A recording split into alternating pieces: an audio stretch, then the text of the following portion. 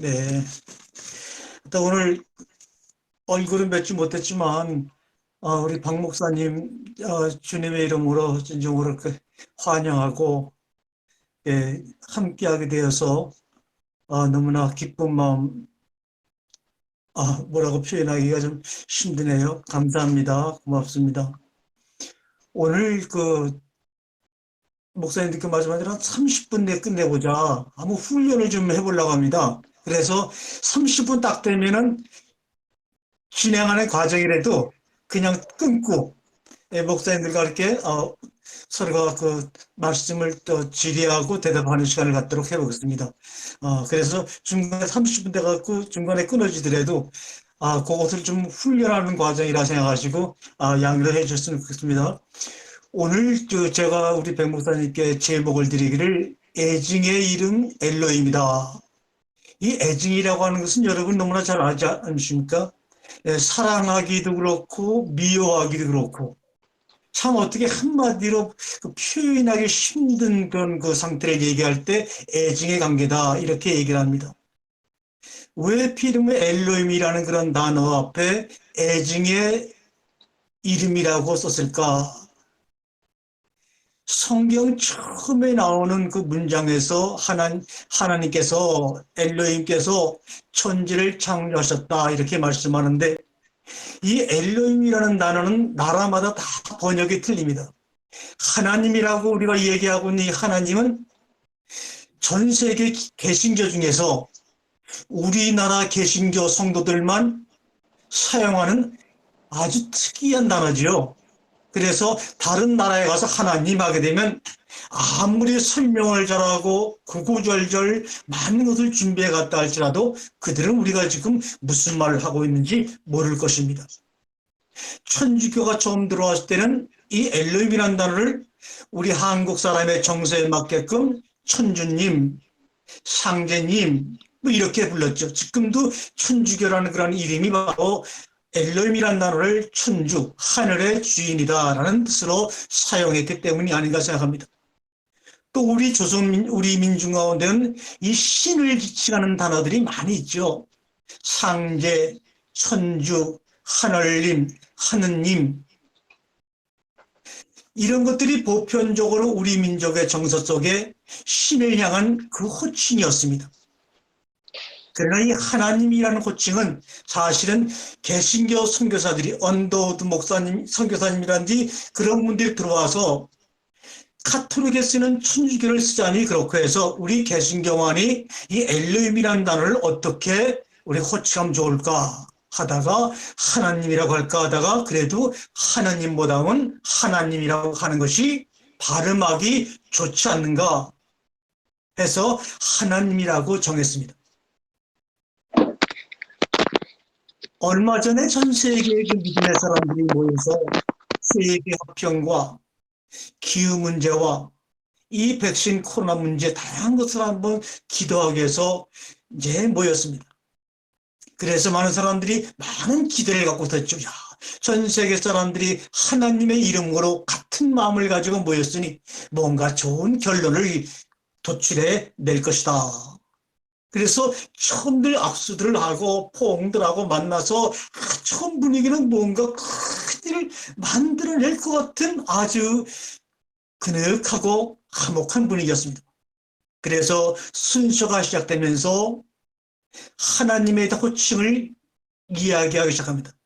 한국의 개신교 대표는 하나님, 유대인은 야훼, 아랍 사람들은 알라, 영어권 사람들은 God, 독일 사람들은 고트. 아니 200여 개의 나라에서 모였는데 하나님의 이름을 부르기 시작하는데 200개 다른 이름이 나왔습니다. 그 이름을 짓는다고 하는 것은 그 나라 정서나 문화나 신을 생각하는 관념에 따라 지어진 거기 때문에 한 하나님이라는 것을 매철해서 모였지만 얼마 지나지 않아서 하나님이라고 하는 이 호칭의 발음이 너무나 이질적이어서 결국은 계속해서 그 모임을 유지하지 못하고 불화 가운데서 서로 흩어져 각자 나라로 갔다고 하는 그런 농담거리의 이야기가 있습니다. 맞습니다. 여러분이 하나님이라고 마음속에 생각할 때 그 하나님은 어떤 하나님일까요? 지금부터는 하나님이니 천주라는 말 대신에 창세기 1장에 나오는 히브리 원문대로 그냥 엘로힘이라고 통일해서 말씀을 드리겠습니다. 여러분이 생각하는 엘로힘이라고 말씀을 했을 때 여러분은 어떤 감동이 옵니까? 나름대로 믿음과 신앙과 지식의 수준에 따라서 달리 표현이 가능하지요. 창세기 1장에서 엘로힘, 태초에 하나님이 천지를 창조하셨다. 이 모세가 창세기 1장 1절을 그렇게 기록했어요. 그 창세기 1장 1절을 기록한 당시에는 광야라고 하는 독이 있는 정갈과 독사와 정말 생명의 위협을 주는 많은 파충류들과 농사 지을 수 없는 적막한 광야 사막 한가운데서 200만 명의 사람들이 앞으로 이 광야를 어떻게 헤쳐서 나갈 것인가? 그리고 우리들의 미래는 어떻게 될 것인가? 그래도 여기 오기 전에 애굽이라는 고센 땅에서는 풍요로운 농사를 짓고 비록 노동에 시달렸지만 그래도 거기에 맞는 합당한 대가를 받으면서 식구끼리 옹기종기 나름대로 인간의 꿈을 키웠는데 거기서 나와 이 광야라는 곳은 그런 것을 예측을 할 수 없는 물조차도 마음껏 먹을 수 없는 그런 위치에서 갑자기 모세를 산으로 불러 올리시더니 어느 분인가 지금 우리가 생각하는 하나님이라고 여러분 그들도 그렇게 생각했다고 오해하지 마십시오. 광야에서 처음 하나님의 소리를 들었던 모세와 이스라엘 백성들에게는 기독교라든지 개신교라든지 이런 알라라든지 이런 종교적인 개념이라는 것 자체가 그들 생각 속에는 전혀 없었습니다. 그런데 거기서 갑자기 누군가 나타나서 모세에게 이야기를 합니다. 태초에 하늘과 땅을 내가 지었다. 그러나 이 광야로 나온 이스라엘 백성들과 그 수많은 이방인들은 400년 동안 애굽에서 살면서 애굽 문화와 애굽 종교와 애굽의 신들에 관한 그런 생각들이 이미 꽉 고정적으로 자리 잡고 있던 사람들입니다. 그 애굽을 탈출한 이스라엘 백성들이 어디에서 출발해서 홍해를 건너서 광야로 왔을까요? 여러분이 잘 아시지 않습니까? 이 야곱이 애굽 땅에 내려갔을 때 바로 왕이 요셉을 생각해서 그 애굽에서 가장 비옥한 땅, 나일강 하류 삼각지대에 있는 고센 땅이라는 땅을 그들에게 주어서 여기서 살아라. 정말로 애굽의 그 나일강의 옥토의 줄기중에서도 마지막 끄트머리에 아주 땅이 좋은 곳에 그들이 살기 시작해서 400년의 세월이 지났습니다.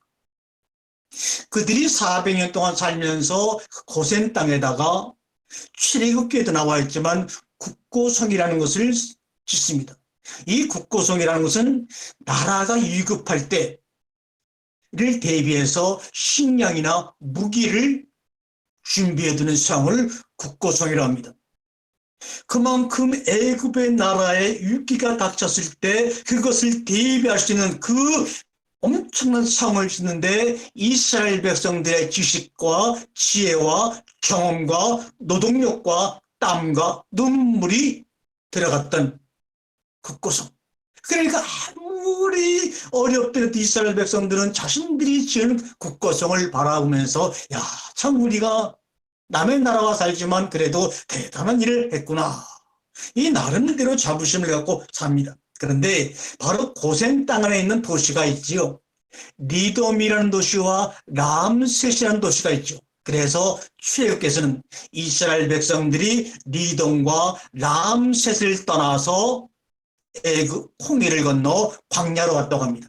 그러니까 결국 이스라엘 백성들이 최초로 출애굽을 시작한 도시가 바로 리돈과 람셋이라는 도시에서 북고성이 중간에 자리 잡고 있는 그 리돈과 람셋이라는 도시에서 200만 명 이상의 사람들이 모세의 영도 아래 홍해를 건너고 지금 광야 한가운데로 밀려왔습니다.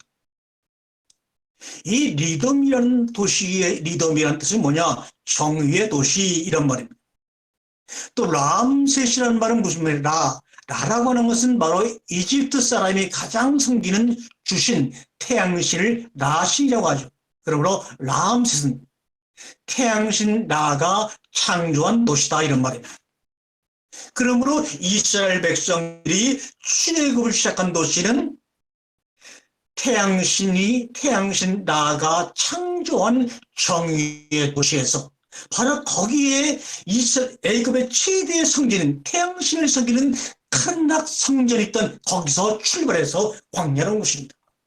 그러므로 이스라엘 백성들의 시대를 거치는 400년 동안의 삶 속에서 그들의 마음과 그들의 정신과 그들의 영혼을 지배하고 있는 것은 아브라함의 하나님이요 이삭의 하나님이요 야곱의 하나님이 아니라 카르낙 성전 그 엄청난 신전에 모셔있는 태양신, 그리고 람셋에 살면서 정말 태양신 라가 우리를 위해서 이렇게 아름답고 풍요롭고 정의로운 도시를 만들었다는 그 도시에 살면서 몸과 마음이 모두 그 신에게 매몰되어 있으며 그 신들이 인간들의 모든 하늘과 땅 생사를 주관한다고 알고 있던 이스라엘 백성들과 이방인들에게 오늘날 누군가가 나타나서 산에서 음성을 내리꽂습니다. 모세야, 모세야. 너희는 람셋과 리돔에서 카르낙 성전을 짓고 곡고성을 지면서 태양신인 너희들의 모든 것을 주관하고 너희들이 사는 모든 도시를 창조했다고 얘기하고 있지만 그거 아니야. 그것은 바로 내가 하늘과 땅을 지었단다. 여러분 한번 생각을 해보세요. 평생 10대를 거쳐서 쌓았던 모든 기초를 다 내려버리고 맨몸으로 정말 미래를 알지 못하는 가운데서 사람이 살 수 없고 길도 없는 광야를 끌려나온 이스라엘 백성들에게 나타나신 하나님은 어떤 하나님으로 그들의 마음속에 비쳤을까요?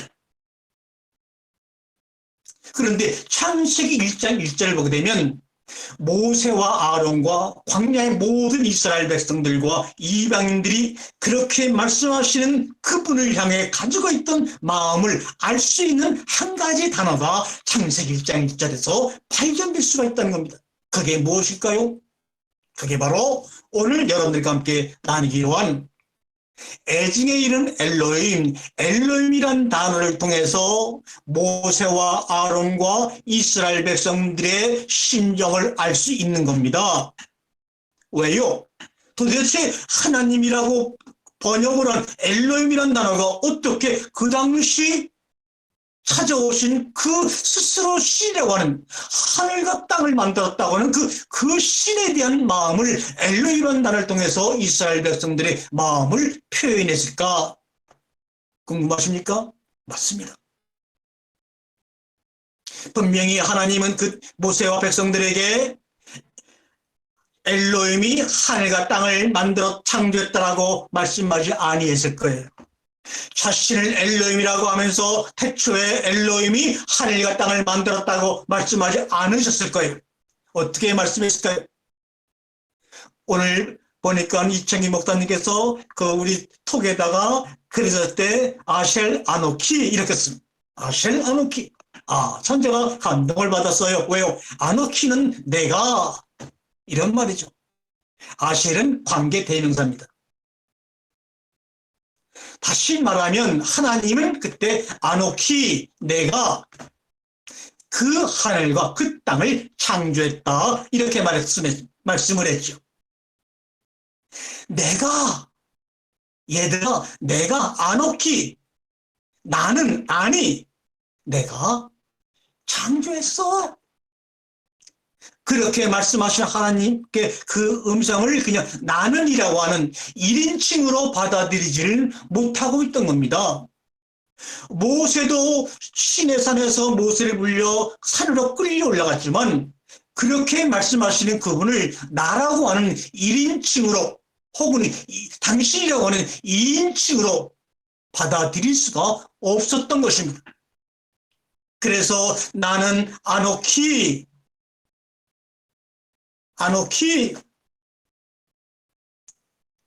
내가 그 하늘과 그 땅을 창조했다고 하는 그 하나님의 아노키를 모세는 백성들은 엘로힘이라고 받아 적은 겁니다. 엘로힘은 고유명사도 아닙니다. 이거는 그냥 보통 명사입니다. 보통 명사라는 게 뭡니까? 다시 말하면 3인칭이라는 겁니다. 나도 아니고 너도 아니고 그들 그를 이런 말입니다. 나와 너가 관계가 없다는 의미입니다. 오늘도 이 팀링크를 통해서 우리가 함께 은혜를 나누면서 우리가 서로가 이렇게 시간을 갖는데 여기서도 제가 여러분들에게 3인칭이 되고 여러분이 저에게 3인칭이 된다면 이 시간은 아무 의미가 없는 시간의 낭비가 되겠죠. 설령 처음에는 서로를 잘 몰라서 그대를 이라고 하는 3인칭을 쓸지 모르지만 일반 명사로 서로를 지칭할 수 있지만 시간이 지나고 말씀이 우리의 영혼 속에 싹이 나고 그 싹이 난 정말 그 줄기가 자라서 꽃이 피면서 우리가 2인칭으로 다가오고 결국 마지막 하나님의 나라 안에서는 1인칭으로 나아들이라고 하는 하나로 우리에게 세워지는 일이 있을 줄로 압니다. 하나님은 아노키 내가 그 하늘과 그 땅을 창조했다고 말했는데 그놈들이 기록하는 걸 보니까 그가 엘로힘 이렇게 적고 있더란 말이에요. 아니 이거 이러면 안 되는데 내가 아담 이후에 2700년이 지난 지금 400년 동안 종소리한 이들 앞에 나타나서 나는 아노키 아니라고 이렇게 나는 말로 피눈물을 쏟으면서 이야기하는데 저들은 나를 받아들이지 아니하고 3인칭의 엘로힘으로 받아들이고 있는 거예요. 이것이 바로 우리들의 모습이라는 겁니다. 구글 검색을 해보니까 엘로힘으로 검색을 하건 하나님이라고 검색하건 검색의 수가 수만 개가 나와요. 엘로힘을 설명한 신이라는 단어를 설명한 그 구글의 검색이 수만 개가 나온다는 거예요. 그러면 제가 여러분 앞에서 오늘 하나님이라는 단어를 가지고 엘로힘이라는 단어를 가지고 제가 드릴 말씀이 아무것도 없잖아요. 수만 개 중에 몇십 개만 여러분이 구글이나 네이버에서 검색을 찾아보게 되면 아주 그냥 쫑쫑하게 자세하게 나와 있는데 그 나와 있는 것을 다 제거시켜버리고 오늘 이 시간 저와 여러분이 창세기 1장 1절에 아담 이후 2700년이 더 지난 세월 속에서 종살이의 400년을 지내서 자신의 삶과 자신의 신분을 망각하고 좌절 가운데 종의 삶을 살아가는 그들에게 하나님이 나타나셔서 나는 그러는데 하나님도 물론 예상하셨겠지만 그 나는이라는 1인칭을 받아들이지 못하고 엘로힘이라고 하는 3인칭으로 받아줬고 마음이 기억하는 그들의 모습을 보고 우리 하나님의 마음은 얼마나 아프셨을까? 여러분 생각해 보셨습니까? 그랬더니만 신학자들이나 목사님들이 이 엘로힘이 복수인데 하나님의 위대함과 고리를 설명하기 위해서 엘로힘이라고 썼다고. 세상에 그런 말이 어디 있나요? 그런 히브리 말이 어디 있고 그런 문법이 어디에 있나요? 진짜 신이요 유일한 신이라고 한다면 엘로힘이라고 쓰면 안 되죠. 엘이란 말은 아브라함이 살던 수메르 문명부터 터키와 이집트와 그리스 로마를 지나서 전 세계 신들 중에 신 하나의 신을 얘기할 때 엘이라고 씁니다. 그런데 거기다가 복수형을 붙여서 엘로힘이라고 했을 때에는 뭡니까? 권위를 나타내거나 하나님의 장엄함을 나타내려고 쓰는 단어가 아니라 그렇게 궁색하게 변명하지 말고 이것은 엘로힘은 보통 명사, 하나님을 우리 가운데서 보통의 제3자로 여기고 있다고 하는 것을 고백하는 겁니다. 나는 너희들에게 1인칭이 되고 싶지만 너희들은 나를 3인칭으로 지금 알고 있구나. 1인칭과 3인칭의 싸움이 바로 차바함. 창세기 2장에 하나님이 하늘과 땅과 만물을 지었다. 이 만물이라는 단어를 만물이라고 번역한 것은 여기밖에 없죠. 차바함, 군인, 군대, 전쟁입니다. 하늘과 땅을 지으신 하나님이 차바함, 전쟁을 한 겁니다. 누가? 나는 너에게 1인칭이 되고 싶어. 나는 너에게 2인칭이 되고 싶어. 아니에요. 당신은 나의 3인칭입니다. 1인칭과 3인칭의 싸움, 바로 차바함입니다. 하늘과 땅의 싸움입니다. 옛 하늘과 옛 땅의 싸움이 바로 뭡니까? 1인칭과 3인칭의 싸움입니다. 3인칭으로 엘로힘으로 놔두고 있습니다. 나와 1인칭으로 2인칭으로 관계없는 신들이라면 그것은 아무 의미가 없는 겁니다.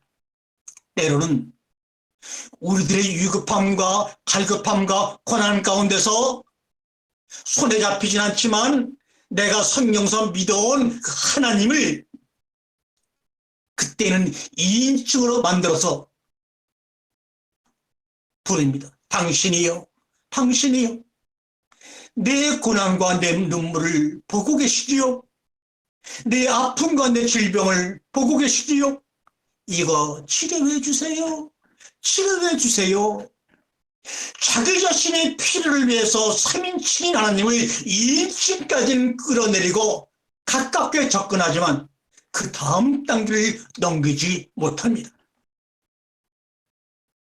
그러나 우리 하나님은 너와 나, 나들이라고 하는 1인칭으로 우리 가운데, 우리 영혼 가운데 들어와 임재하기를 원하시고 있어요.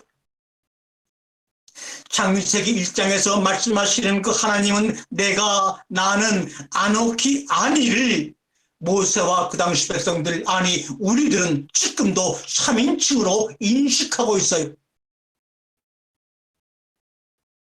나도 아니고 너도 아니고 크라는 겁니다.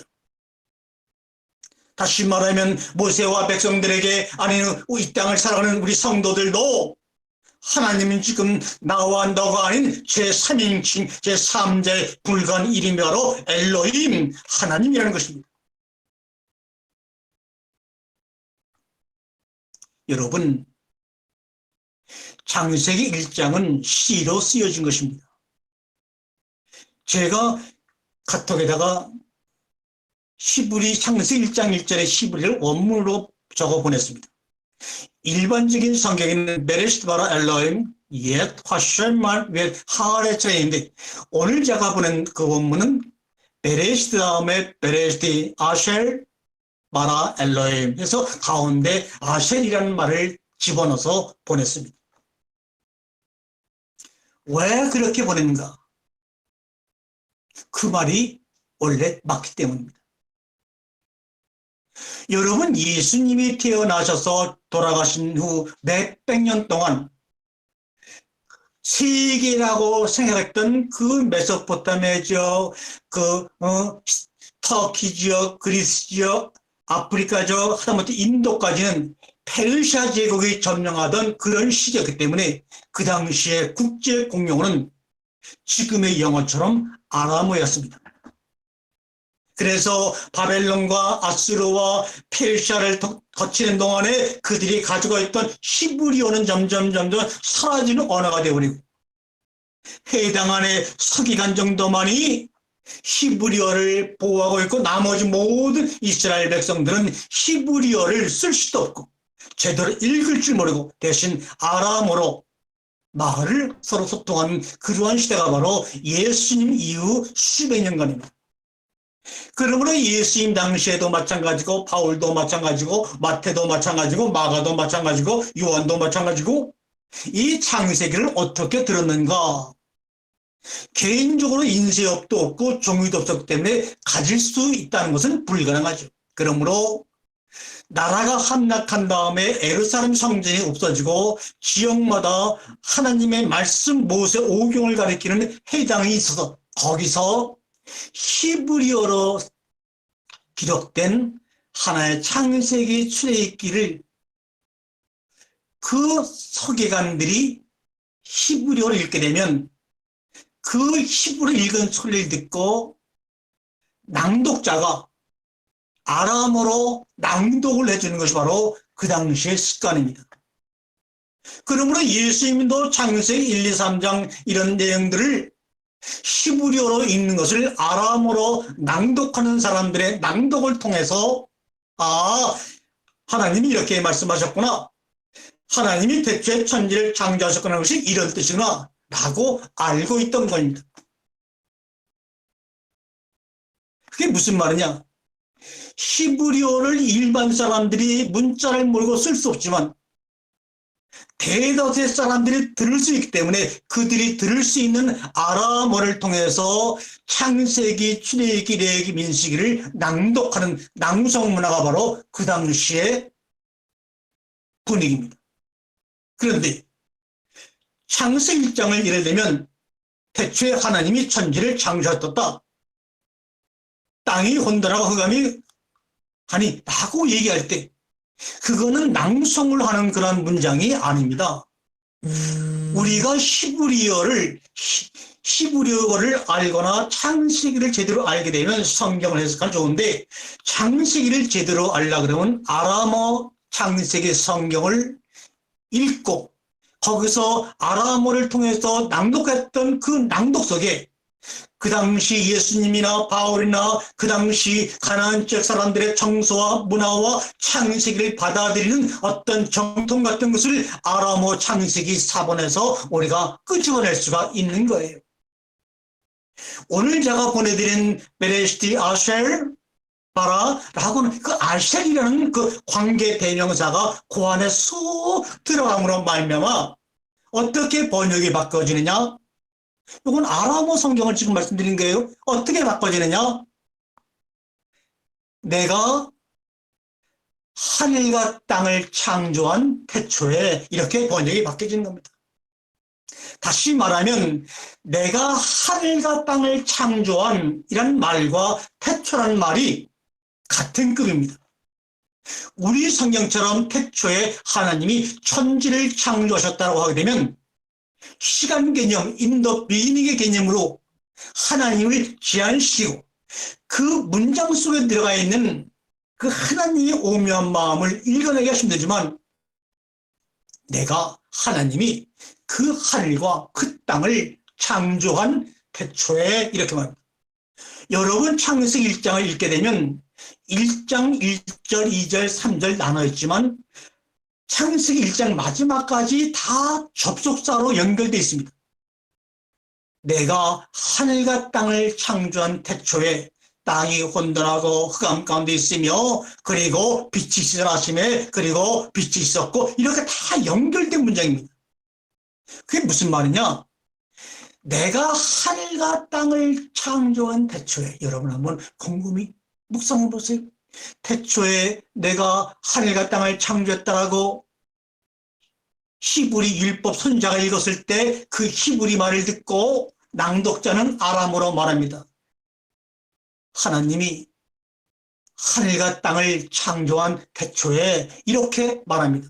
그러므로 이스라엘 백성들 예수님 바울도 창세기 1장 읽을 때 하나님이 하늘과 땅을 창조한 태초에 이 말씀을 묵상하면서 우리가 창세기 1장 2절이라고 하는 땅이 혼돈하고 하고 연결시켜 보시고 빛과 연결시켜 보세요. 어떤 놀라운 일이 벌어지는지. 그 안에 감춰져 있는 들을 수가 없고 볼 수 없었던 그런 것들을 보고 들을 수 있는 눈과 귀가 열리는 겁니다. 태초에 하나님이 천지를 창조했다는 것을 너희들이 알고 있지만 내가 볼 때 너희들의 귀는 막혔어. 눈은 멀었어. 들어도 보지 못하고 보아도 보지 못하는 이 나쁜 놈들아. 맞습니다. 태초에 하나님이 천지를 창조했다고 얘기를 하지만 그 속에 들어있는 것, 그 속에서 들려지는 소리를 듣지 못하고 있어요. 왜요? 태초에라고 여기에 붙여버리기 때문입니다. 태초야, 언젠가 그 오래된 그 태초에 하나님이 뭐와 뭐를 만드셨구나. 그러나 그거 아니죠.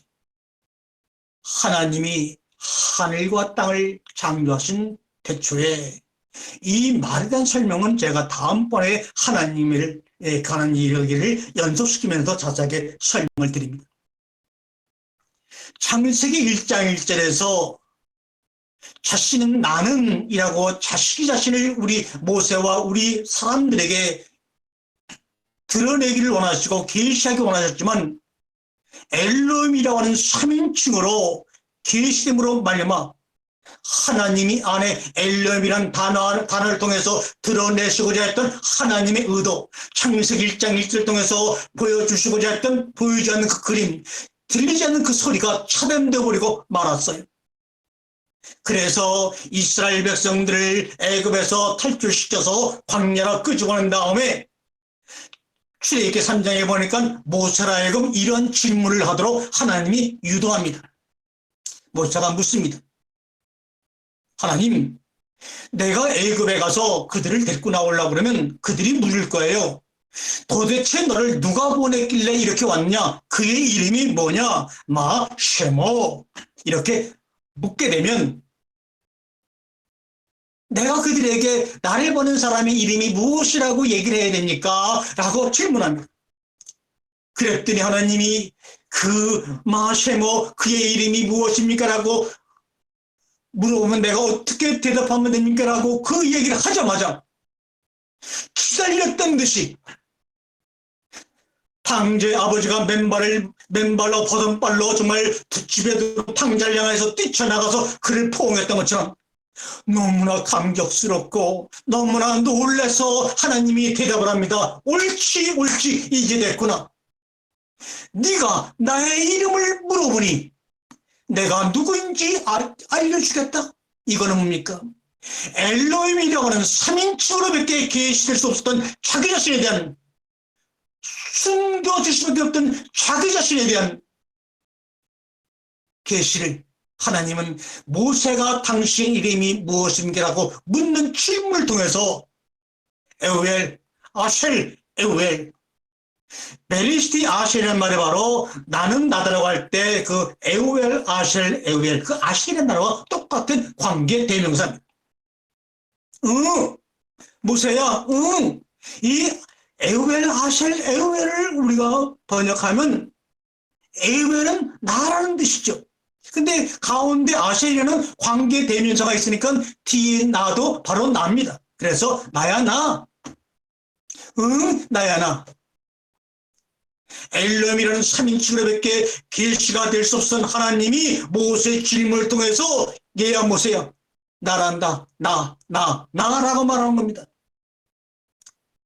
너희가 하나님이 천지를 창조했다고 말한 그 엘로힘이 바로 나야. 엘로힘의 이름이 바로 나야. 이렇게 얘기하십니다. 여러분 나야 나라고 말씀하실 때 하나님의 감격과 눈물을 여러분 느껴지시는지요? 거기에 붙들림 받고 잠길 수가 있는지요? 나야 나. 우리는 하나님 주여 엘로힘 하지만 그 모든 것들은 우리 마음속에 하나님을 제3자로 대하는 경우요. 내가 기도에 응답된 삶을 살지 못하고 기도하는 사람으로 살 때는 하나님을 기껏해야 2인칭으로 당신으로밖에 나와 관계를 못 시키지만 우리가 모세처럼 내가 창세기 1장에 엘로힘 하나님 당신이 천지를 창조했다고 말하는데 그 엘로힘이라 하면 그들이 모를 텐데 도대체 당신을 누구라고 내가 알고 있어야 합니까? 그들에게 전해줘야 합니까? 나야 나. 오늘도 하나님이라는 것을 알기 위해서 하나님의 글자에 있는 어떤 구글의 검색이나 데이터가 필요한 것이 아니라 엘렘이라는 것을 통해서 말씀하고 싶었던 하나님의 간절함과 탄식하는 소리를, 보이지 않는 소리, 보이지 않는 그 그림과 사진을 볼 수 있는 마음들이 엘렘이라는 나를 통해서 우리에게 비춰지고 들려줘야 합니다. 그러면서 말합니다. 나야 나, 그러시면서 히브리서 3장 14절에 내가 너는 가서 이스라엘 자손들에게 이르기를 스스로 있는 자가 나를 너희에게 보내셨다라. 할렐루야.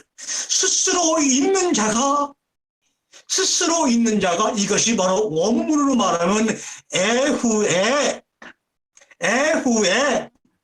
이 말이 뭡니까? 내가 이런 말입니다. 그런데 내가라고 번역하지 못하고 스스로 있는 자라고 번역하는 바람에 우리가 그 속에 숨겨 있는 하나님의 마음과 하나님의 소리를 다 닫게 만들고 말았어요. 스스로 있는 자, 나는 나라고 할 때 그 에우에가 바로 여기서는 나라고 번역이 되지 않고 스스로 있는 자라고 번역을 이상하게 바꿔버리고 말았어요. 그러므로 원래대로 번역하면 너는 이스라엘 자손에게 이르기를 내가 나를 너희에게 보내셨다라, 이 말입니다. 내가 나를 너희에게 보내셨다. 다시 말하면 모세와 엘리엠으로 계시되었던 그 하나님은 이제는 나가 나를 보냈다, 하나가 되었다는 말입니다. 이것을 주님은 창세기 1장 1절 통해서 나라고 하는 그 인칭으로 변화가 되어서 나가 나를 보냈다고 하는 그 하나님의 명령과 언약을 통해서 하나로, 하나됨으로 만들어 가시는 하나님의 은혜가 창세기 1장 1절의 그 엘로힘이 내가 나를 보냈다고 하라고 말씀하시는 이 창출애기 3장 14절의 말씀을 통해서 드러나고 있는 것입니다. 그래서 따지고 보면 출애굽의 사건은, 출애굽 사건의 전후 이야기는 결국은 3인칭인 엘로힘으로밖에 계시하고 받아들일 수밖에 없었던 인간들에게 내가 나를 너희에게 보내셨다라고 하는 이 하나님의 언약을 성취하기 위한 하나의 무대의 설정과 역사의 스토리가 아닌가 여러분에게 말씀을 드리는 것입니다. 네. 더 해야 되겠지만 오늘 여기서 33분이기 때문에 일단 끊고 우리 목사님들의 말씀과 질의를 받도록 하겠습니다.